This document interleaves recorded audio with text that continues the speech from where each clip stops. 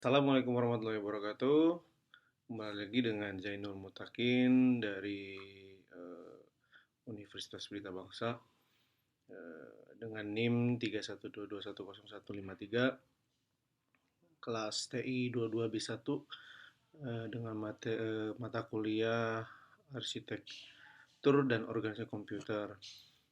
Kali ini saya akan mencoba mempresentasikan eh, komponen-komponen komputer, instruksi flash dan execute ya. Oke, langsung saja kita ke materinya. Di sini ada siklus instruksi. Siklus instruksi terdiri dari dua step ya, yaitu fetch dan execute. Dan ini adalah diagram atau flow sebuah proses antara fetch dan execute. Di sini ada start dimulai dengan start, kemudian ada fetch next instruction, kemudian execute instruction. Di sini terdiri dari fetch cycle dan execute cycle. Yang terakhir ada halt. Apa sih itu fetch cycle? Itu program atau counter berisi address instruksi berikutnya yang akan diambil. Prosesor mengambil instruksi dari memori pada lokasi yang ditunjuk oleh PC. Kemudian naikkan PC kecuali ada perintah tertentu. Instruksi dimasukkan ke instruksi register atau IR. Prosesor menginterpret dan melakukan tindakan yang diperlukan. Kemudian ada di sini ada execute cycle ya. Apa sih itu? Prosesor, memori atau transfer data antara CPU dengan main memory, prosesor I/O, transfer data antara CPU dengan I/O modul, data processing, operasi arithmetic dan logical pada data tertentu. Kontrol sini ada ada satu, mohon maaf, mengubah urutan operasi, contohnya adalah jump. Kombinasi di atas. Kemudian di sini ada interrupt. Interrupt adalah kejadian yang menyebabkan microcontroller berhenti sejenak untuk melayani interupsi tersebut. Program yang dijalankan pada saat melayani interupsi disebut interrupt service routine. Setelah selesai melayani interupsi, maka program yang tadi terhenti dilanjutkan kembali. Microcontroller AT89C51 menyediakan 5 sumber interupsi, yaitu 2 interupsi eksternal, 2 interupsi timer, dan 1 interupsi port serial. Register yang mengontrol interupsi yaitu AIE, Interrupt Enable, dan IP atau Interrupt Priority. Interrupt itu apa sih? Interrupt adalah sinyal dari peralatan luar atau permintaan dari program untuk melaksanakan suatu tugas khusus. Jika interrupt terjadi, maka program dihentikan terlebih dahulu untuk menjalankan rutin interrupt.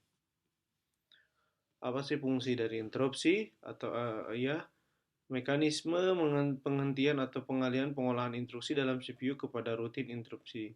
Hampir semua modul atau memori dan I/O memiliki mekanisme yang dapat menginterupsi kerja CPU. Apa tujuan dari interupsi?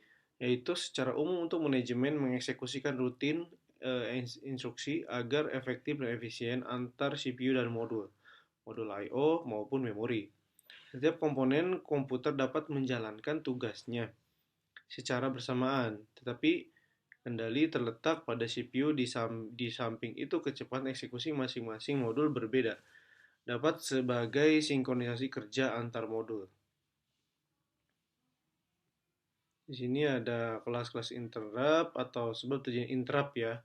Satu, program itu dibangkitkan dengan beberapa kondisi yang terjadi sebagai hasil dari eksekusi instruksi. Kemudian dua, timer dibangkitkan oleh timer di dalam prosesor. Kemudian 3, I/O dibangkitkan oleh I/O controller untuk memberi sinyal penyelesaian normal atau memberikan sinyal berbagai kondisi error. HW failure dibangkitkan oleh kegagalan seperti kegagalan daya atau memori parity error. Proses interupsi. Dengan adanya mekanisme interupsi, prosesor dapat digunakan untuk mengeksekusi instruksi-instruksi lain.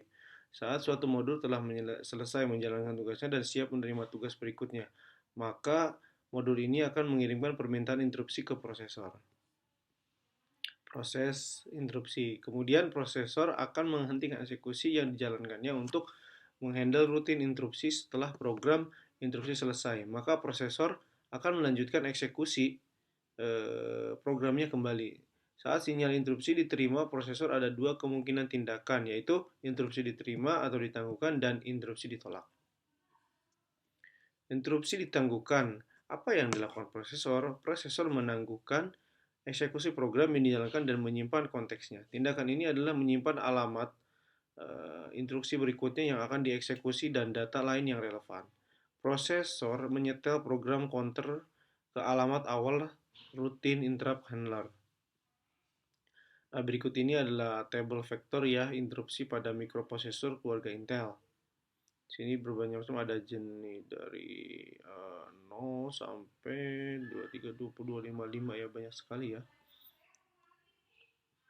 Kemudian instruksi interrupt pada PC atau personal komputer, instruksi interrupt pada PC berbeda dengan instruksi pada tabel interupsi di atas. Sebab PC pada awalnya dikembangkan berbasis kompatibel dengan sistem 8086, 8088. Jadi interupsi yang sama di setiap PC adalah interupsi nomor 0 sampai 4. Berikut ini adalah tabel interupsi yang terdapat pada PC. Ada 0 sampai 17 ya.